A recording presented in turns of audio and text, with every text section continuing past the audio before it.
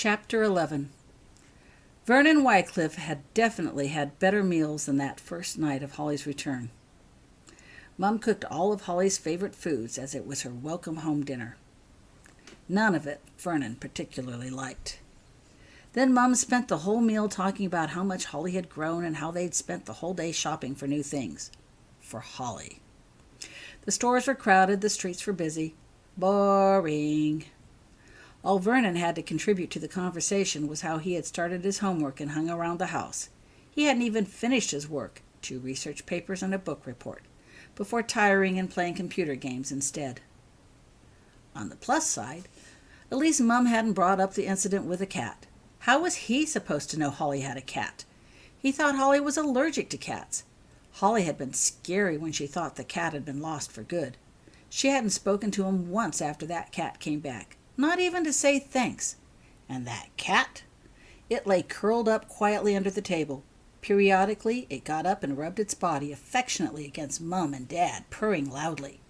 But whenever Vernon moved his legs, the cat hissed or growled warningly. When dinner ended, Vernon found himself stuck back in his bedroom doing homework. Holly got to relax, watch the tube, and play on the computer. How was it Holly didn't have any work to complete over the holidays? It just wasn't fair. Vernon puzzled over it before deciding that the school Holly went to, whatever it was, just didn't have as high standards and probably required a lot less of its students. Around midnight, Vernon decided to call it quits. The book he had to read for the book report was putting him to sleep. He made a final trip to the WC and on the way back, noticed Holly's light was still on. That was strange. Hadn't his parents tucked Holly in ages ago? He stopped and knocked on the door. "Yes?" came Holly's voice. Vernon opened the door and stepped inside.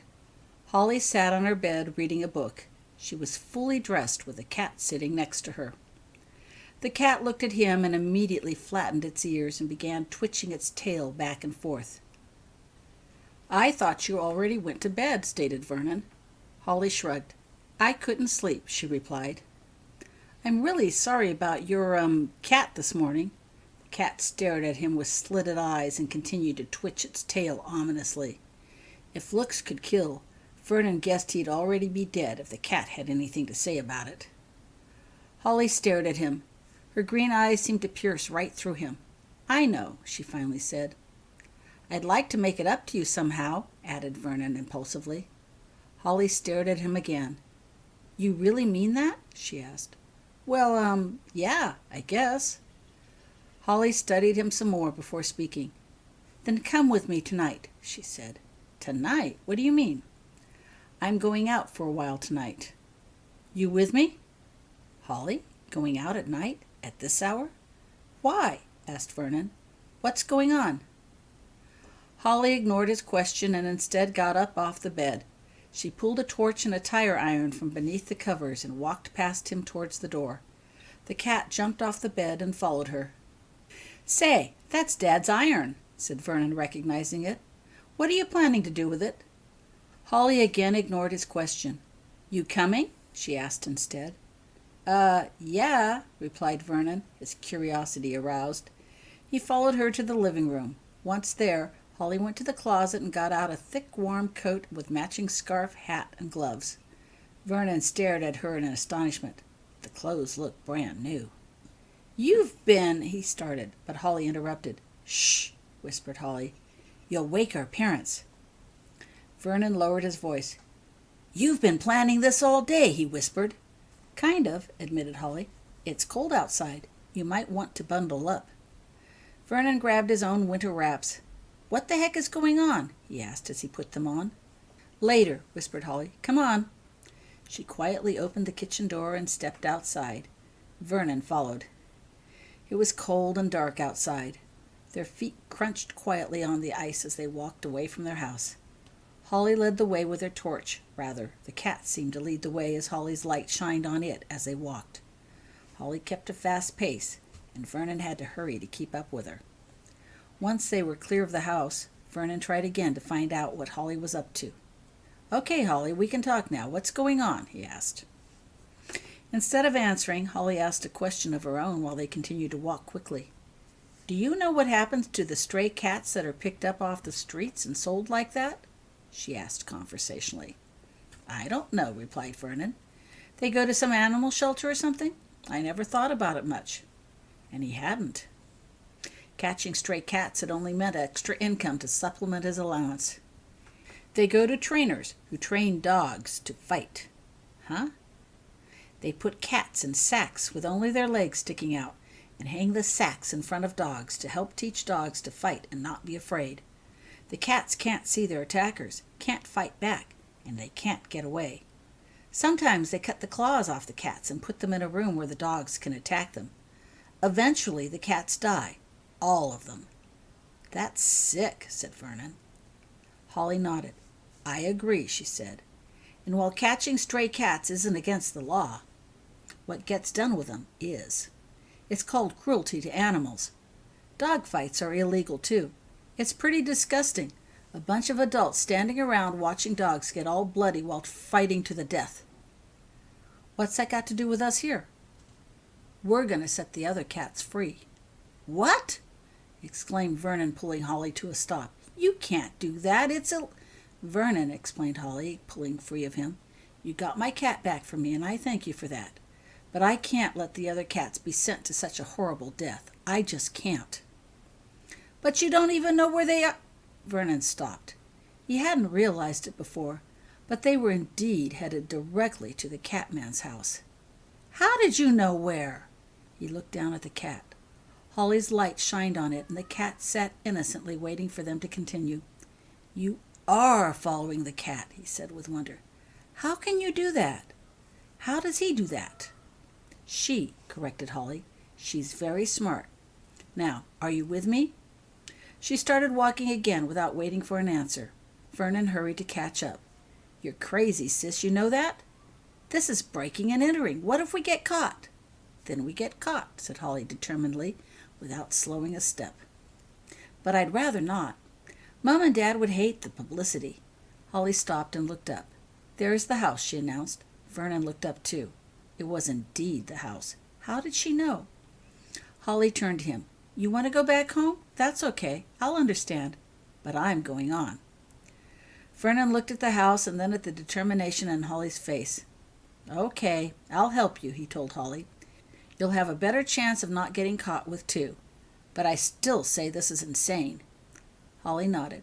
Thanks, she said, and started quietly towards the house. I have got to be out of my mind, Vernon muttered as he followed Holly. The cats are in the garage, he whispered to her. There's a back door. I know, she said. How? wondered Vernon out loud. Holly didn't answer, but kept on silently moving forward. They reached the back door. You hold this, said Holly, handing the torch to Vernon. Then she pulled out the tire iron and set it resolutely against the door lock. What do you think you're doing? Questioned Vernon apprehensively, though he suspected he already knew the answer. I'm opening the door. What do you think? Whispered Holly, lifting the iron to try again. Have you ever done this kind of thing before? Of course not. But it always works in the movies. Holly applied more force and the door creaked a bit before the iron slid off again. She stopped and looked at Vernon. Can you do any better? Vernon almost answered, but caught himself in time. It was nothing that he cared to admit. Holly brought the crowbar up for a third try. Vernon grabbed it from her hands. Let me, he muttered. Holly stood back while Vernon rammed the iron between the door and the jamb. I hate to say this, he began, giving the iron a quick twist, but I find it reassuring that you are so lousy at this. Holly watched the door as it swung open. I don't think I should ask you why you can open it so easily, she said solemnly. Good idea, agreed Vernon shortly. Now, let's get this over with so we can get out of here. Holly lifted her torch and shined it around the room. Despite being full of cages filled with cats, the garage was eerily quiet. The cat eyes caught the light and glowed in the darkness. All the cats seemed to watch the two. What do we do? He asked. Open the cages, instructed Holly. She set the torch on a shelf to provide light and moved over to a closest cage. Recording. Open the cages, instructed Holly. She set the torch on a shelf to provide light and moved over to the closest cage. She unlatched its door. The three cats inside slipped silently out and vanished into the darkness. She moved to the next cage. Vernon opened some cages. These cats, too, jumped silently out. More and more cages were opened. More and more cats ran quietly into the darkness. Vernon found it weird how all the cats were so silent. They had put up a loud, yowling protest in the daytime when he had come to get Holly's cat back. It was as if they knew they had to be quiet. But that wasn't possible, was it? Finally, they got all the cages opened, and all the cats had left racing through the open door. "That's it, then," said Vernon. "Can we go now?" Holly stared at all the empty cages. If only there were some way to make sure they couldn't be used as cages again, she muttered thoughtfully. Vernon looked closer at the cages. Most were made of fairly cheap wire. He grabbed one with his hands and pushed. The sides crumpled in and the door hole twisted out of shape. Holly smiled. "That's good," she said approvingly. "We could—" Suddenly she looked up. "They're waking," she announced. "Come on. We've got to go. Now, hurry." Holly grabbed the tire iron, turned off the torch, and practically pushed Vernon out of the garage. "Wait a minute," began Vernon. "How do you know—" A light flashed on in the house. Vernon shut up and ran with Holly, seeking the cover of darkness. The two ran, stopping only when they were well out of sight of the house. Holly turned on her torch and looked around. It had started to snow. Holly looked up at the snow and smiled. "The snow will hide any tracks we may have left," she said. "Come on, let's get home." They started walking back. Vernon noticed that Holly didn't even seem winded by their run. "You used to be a scrawny weakling who could barely walk across the road without getting tired. And now look at you," he commented. "What did they do with you at that school?" "It wasn't just school," replied Holly. "It was finding a doctor that actually knew what was wrong with me. It's a lot easier to do things when you don't hurt all the time." "So that doctor of Cousin Harry's worked?" Holly stopped and looked at Vernon in amazement. "You know about that?" "Well, yeah," replied Vernon. "Mom nearly chewed Dad's head off when Cousin Harry took you off to London. You were so bad off that even Cousin Harry didn't think you were going to make it. 2 days later you were up and about almost like normal, except you ate like a pig. I'd have asked questions, but Mom and Dad were acting so weird it didn't seem a good idea. And then you were gone so fast I didn't have a chance. Besides, I had to get ready to go to my school." Holly looked at him thoughtfully. "I had no idea," she finally said. Then she started walking again. Vernon followed. "Well, what'd you have?" "That's kind of complicated," replied Holly, still walking. "I'll explain it all to you some other time when I'm not so cold." She stopped and looked up. "There's our house." "About time," commented Vernon. "I'm pretty cold, too." Holly turned off her torch and the two crept quietly back to the kitchen door. Once inside, they quickly hung up their wet clothes and tiptoed back towards their respective rooms. Vernon felt something wet and cold push against him. He looked down and saw the cat rubbing herself on his leg. "I think Sasha has forgiven you," whispered Holly with a smile. "Thanks for your help." "No problem. Sis?" "Yes?" "Let me know if you plan to do another midnight trip." "I will." Holly woke to clear skies in the morning. A light dusting of snow covered the yard and the grounds outside. Holly decided she had had enough of snow, so after breakfast she decided to check on Vernon. She had always known Vernon was a bit of a bully. Known, but her mind was always so muddled at school she hadn't cared. Holly had been a scrawny, sick weakling. Vernon kept the other kids from bullying and teasing her. That made her days at school easier. Seeing the ease that Vernon handled that tire iron made Holly wonder what other mischief Vernon had been up to. Now that she could think clearly, Holly realized she didn't want a bully for a brother. She didn't know what she could do to prevent it, but she could at least try to keep him out of trouble during the holidays. After all, anyone who braved the cold at midnight to rescue stray cats couldn't be all bad. Holly found Vernon in his room. She knocked on his door. "Yes?" Holly opened the door and went inside. Vernon was sitting at his desk typing on the computer. Holly closed the door and sat down on the bed. Sasha jumped up and curled on the bed beside her. Holly stroked her absently while she watched Vernon. "What are you doing?" she asked. "Schoolwork," he replied grumpily. "Mom decided I had to get it all done before Grandmom and Granddad came for a visit." He stopped writing and turned around to look at her. "How come you don't have any work to do?" "All my assignments were due before the holidays," replied Holly. "Oh." Vernon returned to his work. Holly watched him some more. "You're lucky," she said. "You get to use a computer. We don't get computers. We have to do everything by hand and ink, and no whiteout. I am so messy with ink. My papers always look horrible, even after I recopy them. If only," Holly continued to herself, "I could get the erase spell to work." Vernon merely grunted and continued typing. "How much more work do you have to do?" Holly asked. "I've got one report finished, and I'm almost done with this one," replied Vernon. He pressed a button decisively and said, "There, this one is done too." The printer started to print, turning out several pages. When the printer stopped, Vernon grabbed the pages and stapled them together. "The only thing left is a book report. I already looked at the book, and it's really boring. The first page practically put me to sleep." Vernon sighed. "I've been thinking of doing some online research on the book and making up a report that way." "Don't do that," said Holly. "That would be cheating. Teachers always know when you cheat." "Yeah?" said Vernon. "Well, the alternative is falling asleep over every other word, and then I'll never get the book read or the report finished." "What book?" Vernon leaned over and pulled a book off the shelf and tossed it to Holly. Holly looked at it. It was a medium-sized book with a brown cover and a gold lettering on the front. "Oliver Twist?" she asked. "Yeah, as if I want to read about some hungry orphan." "We had to read a book by Charles Dickens, too," said Holly. "Yeah? What?" "A Christmas Carol." "That's not so bad, and at least it's about ghosts and things," commented Vernon. "Yeah, the story wasn't so bad. Then Professor Benz had us all write a 5-page analysis of the probability of fact or fiction in the story." "Huh?" "You know, were people really that poor? Did people actually work long hours without holidays? Can ghosts really foretell the future and transport people into the past?" Vernon stared at Holly. Holly kept her face perfectly neutral. She was curious to see how he'd react. "Good one," he finally laughed. "Did you include that in your paper?" Holly nodded. "It filled the pages," she said blandly. "I argued that ghosts have no more ability to tell the future than any person." Vernon laughed again. "What'd you get in your paper?" "I don't know. I'll get it back after the holidays."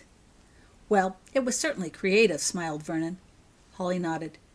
"You know," she said thoughtfully, fingering Vernon's book, "they told me at school that Charles Dickens meant his stories to be read out loud."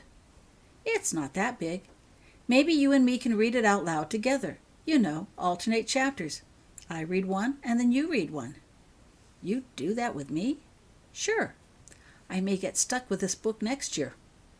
"You think that would work?" "Doesn't hurt to try." So the two spent the rest of the day reading chapters of Oliver Twist to each other out loud. By noon, Vernon agreed that reading the book out loud was definitely more interesting than reading it silently. By dinner, Vernon decided that Fagin and the Artful Dodger were pretty interesting characters, and spent the mealtime describing the story so far to his parents. He and Holly stayed up late that night reading the book and made considerable progress in the book when they finally quit for bed. By the end of the third day, Oliver had found a new family, and Vernon had completed his book report. Holly was awakened by the sound of a sharp knocking on the front door early the next morning. Vaguely she heard her mum answer the door. "Mrs. Wycliffe, Mr. Wycliffe," she heard her mother say. "Mum, Dad, what are you doing here? I was expecting you tomorrow." "I just couldn't wait another day to see my favorite grandchildren," came the response from a voice Holly recognized. Without thinking, Holly jumped out of bed and ran into the living room. "Grandmum, Grandpa," she squealed, running into Grandmum's arms. "I've missed you so." "There's my little Holly," said Grandmother Wycliffe, wrapping Holly in a warm hug. "My goodness, you've grown. See, Laurel," said Grandmum. "I was right. You've been way too protective. Sending Holly off to school was the best thing for her. Let me look at you," said Grandmum to Holly, setting her down. Holly looked at Grandma Wycliffe, smiling happily. Suddenly, everything went cold. "Grandmum! Granddad!" Vernon's voice sounded next to Holly. Grandmum turned her attention to Vernon, and the warm, loving emotions returned as if they'd always been there. Holly looked down. Everything was wrong. Horribly wrong. "I gotta go get dressed," she mumbled, and ran to her bedroom. Holly curled up under the covers on her bed. Sasha huddled next to her, purring anxiously. Grandmum hated her. It had only been an instant of coldness, But Holly knew with awful certainty that Grandmom hated her. But why? There had been no mention of Harry Potter or Hogwarts. What was wrong? After a long while, there came a knock on the door. "Holly, sis," came Vernon's voice. "It's time for breakfast." "I'm not hungry," said Holly from under the covers. "Go away." A while later, a second knock sounded on the door. "Holly? Holly, honey," came the voice of Holly's mother. "May I come in?" Without waiting for an answer, her mother entered the room and shut the door behind her. "What's wrong, dear?" began her mother. "Are you well?" Holly poked her head out of the covers. Her face was wet with tears. "I can't go out there," she sobbed. "Grandmom hates me." "What?" said her mother, surprised. "Of course she doesn't." Her mother sat down on the bed beside Holly. "What makes you say that?" "I know," sobbed Holly. "I just know." Laurel Wycliffe hugged Holly tightly. "How can you think that?" she said. "There hasn't been any mention of Hogwarts or anything," she continued. "Your grandmother barely saw you." Holly just sobbed some more. Laurel continued to hug Holly while she cried. Finally, her mom asked in a quiet voice, "Does this have anything to do with the way you knew Vernon wasn't telling all he knew about Sasha?" Holly nodded. Through her tears, she spoke. "Everything was fine at first. Grandmama was just like she always was. Then, when she looked at me, she suddenly went horribly cold. Her emotions were—" Holly paused, trying to put words to what she had felt. "Just awful." Holly shivered, remembering. "It was only for a moment," Holly added. "Then she looked at Vernon, and everything was all right again. Maybe it was all so quick she won't remember what she thought. But I know if she sees me again—" "I don't understand. What could have happened?" "It could only be one thing," sniffed Holly. "It's me." "Of course not," her mom argued. "She loves you. She's always loved you." "Not me, corrected Holly. "But me anyway." "What do you mean?" "Harry Potter's mum. Her name was Lily. She was Grandmom's sister. Did you know she had a sister?" "After we met Harry Potter, I assumed she must. But no, I didn't know before then. She died when Harry Potter was only 1. But Lily went to Hogwarts too. Everyone who knew Lily says I look a lot like her. Don't you see? It's not Hogwarts and Harry Potter that Grandmom really hates, but her sister Lily." "But your grandmother has seen you hundreds of times. She's never mentioned a similarity before. Why now all of a sudden?" "Well," said Holly thoughtfully, "I've always been kind of sick. Wizard kids are rarely sick. This is probably the first time Grandmom has seen me when I was actually well. And now I look like Lily." Holly broke out into a new bout of sobs. "Mom, what'll I do?" Laurel sighed. "Oh, Holly, this has been a rough year for you." Laurel rocked Holly while she cried. "Don't worry," she said, stroking Holly's long hair. "We'll think of something." After a while, Laurel said, "I have an idea that may work, at least for a while. You get yourself dressed, Holly. We're going out." Laurel got up and left the room. Holly slowly dressed. A few minutes later, her mum returned carrying a purple and white striped knitted tam with a white puffball on top. "Now," she said, "tuck all your hair under this tam. Maybe your grandmother will look more at it than you when we leave. Get Sasha in her bag, too. I don't think now is a good time to introduce her." Holly did as she was told, and soon stood hesitantly at her door, ready to go out. "I'll go first and make our excuses to your grandparents," said Laurel. "You meet me at the car," she commanded. Laurel went into the kitchen, and Holly headed straight for the front door. In the background, she could hear Mum talking to her grandparents. Holly, keeping her head down, walked to the car and got inside. A minute later, Vernon came out of the house. He looked worried. He tapped on the window, and Holly rolled it down so they could talk. "You okay?" he asked. "I'm fine." "Mum said you had an appointment with the hairdresser and didn't want anyone to see you before. You didn't have a hair appointment. What's going on?" "Just go along with it, Vernon, please. I'll explain later." "Okay," he said, still looking worried. "Oh, and Vernon?" Holly had just thought of something else, something important. "Yes?" "Remember how Mum and Dad didn't tell you about my cat?" Vernon nodded. Well, there are a few things they didn't tell her grandparents either. Holly could see everyone coming outside now, so she continued in a rush before she could be overheard. Please, please, please, please, don't tell them how sick I was over the summer, or the doctors, or my cat, or anything. And especially don't mention Cousin Harry. Grandma and Grandpa Wycliffe neared the car to see them off. Holly added quickly in a whisper, I swear I'll explain everything when I get back, okay? Okay, said Vernon, looking confused. He backed away so the grandparents could move up. Laurel got into the car and started the engine. We'll be back soon, she called out. Bye-bye, sweetie, said Grandmom lovingly. I can't wait to see your new look. Holly waved at them, but kept her head down. She didn't feel any of that cold hatred this time. Maybe this hair trip would work. 3 hours later, the two returned. Holly sported a brand new bob. She had bangs, her hair was cut short and curled close to her face. She wore a stylish blue plaid tam on top that matched her brand new outfit. Grandmother Wycliffe welcomed her granddaughter with open arms, as she had always done before, wondering vaguely why she hadn't felt so loving when they first encountered.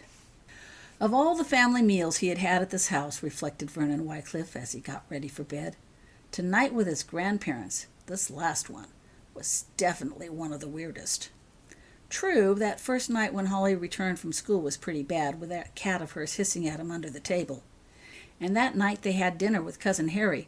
That was pretty weird, too. Vernon had spent the whole evening discussing the dead lady next door. He had known that dead bodies were not appropriate table conversation, especially with a guest for dinner, and the weirdest part was that nobody stopped him. But tonight, that was the weirdest yet. It had started with that crazy haircut of Holly's. When Holly came back from school, she looked different, better, but still Holly. When she returned with that haircut, she didn't look like Holly at all. Not that Grandma and Granddad had noticed, but Dad did the moment he got home from work. When he saw that haircut, he nearly bust a gasket. Then Mum had whispered something in his ear and Dad settled down, but he looked terribly upset the rest of the evening. Not that his grandparents noticed that either. They were set in their ways and not too observant. Dinner conversation settled around school activities. Listening in, Vernon began to realize that not only Mum and Dad had failed to mention some things to his grandparents, they also seemed to have given out incorrect information.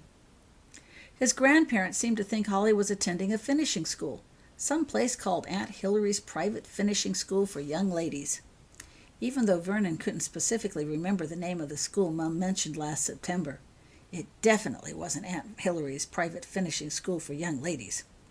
But no one corrected his grandparents when they used the wrong name, not even Holly, and who should know better than her? Vernon opened his mouth to correct them, but Holly caught his eyes. She had that same desperate look she had before she left to get her hair cut. She didn't say a thing, but shook her head ever so slightly. Vernon closed his mouth and looked over at his parents. They both acted as if the strange school name was absolutely normal. That was when Vernon realized his grandparents were supposed to believe Aunt Hillary's Private Finishing School for Young Ladies was the name of Holly's school. Seriously weird. His grandparents were also convinced that Holly's return to health was solely due to the fresh air, good food, and exercise found at Aunt Hillary's Private Finishing School for Young Ladies. That was definitely not true, especially as Holly was up and much improved before she took off with Cousin Harry for school. Again, no one, not even Holly, disagreed with his grandparents. He looked over at Holly. She again shook her head, imploring him to stay silent, so Vernon kept silent. Why all the lies? Holly promised to explain everything later. Vernon mentally added strange dinner lies to his list of things that she needed to explain. Then he had waited to see what else would happen. Conversation turned to the classes Holly had taken. She vaguely mentioned taking step aerobics for physical education, charms, whatever that was. The name seemed to please Grandmom. Astronomy, cooking, history, and study of herbs. That's when Mum mentioned that Holly took choir, too. Oh, said Grandmom, please. Could you sing us something? Holly obediently opened her mouth and began to sing. She had a beautiful voice. Vernon never before realized Holly could sing. The song she sang had a haunting melody with words that said something about witches and ghosts. Vernon glanced around the table while she sang and couldn't believe what he saw. Everyone else had frozen. They stared open-mouthed at Holly while she sang. Grandmom and Granddad's forks were held suspended in midair. Vernon watched as food dropped off their forks onto the plates unnoticed. Everyone continued to stare open-mouthed at Holly, even after she finished. Holly looked around the table, at all the staring faces. "It was for Halloween," she mumbled, quickly looking down and taking another bite of food. "I like Halloween," spoke up Vernon loudly, breaking the strange silence. "I get lots of candy then." At his words, his parents and grandparents closed their mouths and looked again at their own food and returned to eating. Standard table noises returned. No one asked Holly any more questions about school. Vernon added Halloween songs to his list of explanations needed. Mom then mentioned how she had run into a neighbor who told her that there had been a break-in of some sort at the end of the neighborhood. Vernon had immediately pretended a great interest in his food, looking studiously down while he ate. Out of the corner of his eye, he noted that Holly had done the same thing. Granddad loudly complained how neighborhoods just weren't safe like they used to be, that there were hoodlums everywhere nowadays. Grandmom commented how glad she was that her two darling grandchildren were fine, upstanding people, and she never had to worry that they would turn out that way. Vernon and Holly just kind of bobbed their heads up and down in apparent agreement and kept on eating. Vernon was very glad the meal had ended. But then, after dinner, Granddad hauled in a huge suitcase filled with videos of their cruise around the world. Grandmom had been entering contests ever since Vernon could remember. Off cereal boxes, on the radio, out of newspapers, all sorts of promotionals wherever she could find them. Last spring, she had actually won. It was a contest sponsored by the Tasty Tooth Brightener Company. Grandmom had submitted her name along with the required 40 proof of purchases, even though they decided they hated the flavor of Tasty Tooth Brightener, to the Help Brighten the World, Round the World Tooth Contest. Out of several thousand entries, hers was the name drawn. Never mind that the cruise started in Australia, and they had to provide their own tickets to Sydney, or that they had to pose for promotional photos at each port along the way. A 3-month cruise around the world was just too good an opportunity to miss. Vernon remembered waving goodbye to his grandparents with Holly last June when they caught their flight to Sydney. They were so excited. That was before Holly had quit eating. The family dutifully gathered together in the darkened room to watch the videos. It was Grandmom and Granddad's first time to use a video camera. It showed in their filming. The pictures often bounced up and down as if held by unsteady hands. Many times fingers and hands obscured the image. Sometimes they got a view of the ground as his grandparents walked from place to place, forgetting to hold the camera up or to turn it off. Grandmom was average-sized and a bit bony, so one could usually see the sights behind her when Granddad held the camera. But any image of Granddad, being seriously overweight, usually filled the screen, blotting out the background scenery. Sometimes they accidentally hit the zoom feature, and the screen would fill with an arm, leg, chest, belly, or some other body part. None of this bothered Grandmom and Granddad, as they enthusiastically described what the family was seeing, or should have been seeing. Vernon could take only so much bad video. He slipped quietly out of the room, returning with a handful of computer games. He noticed upon his return that Holly seemed to be hanging on to every word. She sat in a corner staring at the tube with her cat on her lap. Come to think of it, where had that cat been all day? Yesterday that cat had stuck so close to Holly she could have been tied to her. Today he had forgotten there'd ever been a cat in the house. After 3 hours of video, Grandmom decided it was time for bed and the lights came on. Vernon quickly hid his computer game. Mom looked relieved to be able to stretch and get up. Dad's face still had that same sad look he had since he first saw Holly's haircut. He probably had stared at Holly's hair all evening. Only Holly looked thoroughly happy. She got up and hugged her grandparents. "That was terrific," she said enthusiastically. "Can we see the rest tomorrow?" Vernon noticed the cat had vanished again. Strange how that cat had stayed quiet and hidden all day, coming out only when it was too dark to be easily seen. "Why, sure, dear," agreed Grandmom, pleased their video efforts were so well received. Then she and Granddad kissed Holly good night. Vernon gave each of them a hug and a kiss, too, and everybody went off to their rooms. Yes, reflected Vernon as he got into bed, It had been one weird dinner, a rather strange evening, too. Had Holly really enjoyed 3 hours of poor home videos? He couldn't wait to get her alone for some answers. Dylan came into Holly's room that night and sat on her bed. The lights were out, and Holly had already been tucked in for the night. "Your beautiful hair," he said sadly, stroking what was left of Holly's long blonde hair. "I never meant that to happen." Holly sat up. "It's okay, Daddy," she said. "It'll grow back." Dylan pulled Holly into his arms and hugged her tight.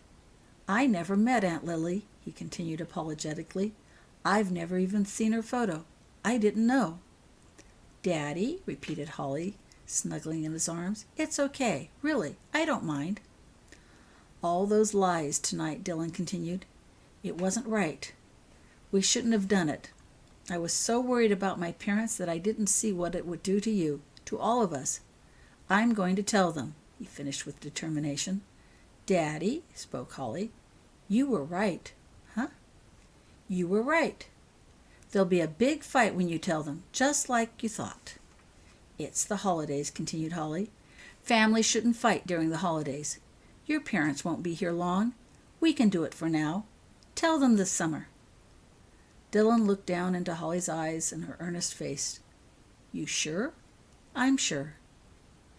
"I love you, Holly." "I love you too."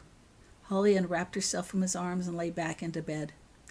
Dylan tucked her in again. "Good night, baby," he said. "Good night, Daddy." Dylan sat with Holly until her deep, even breathing told him she had fallen to sleep. He remained with her a long time after, sitting in the dark, thinking. Finally, Dylan stood and left the room, closing the door softly behind him.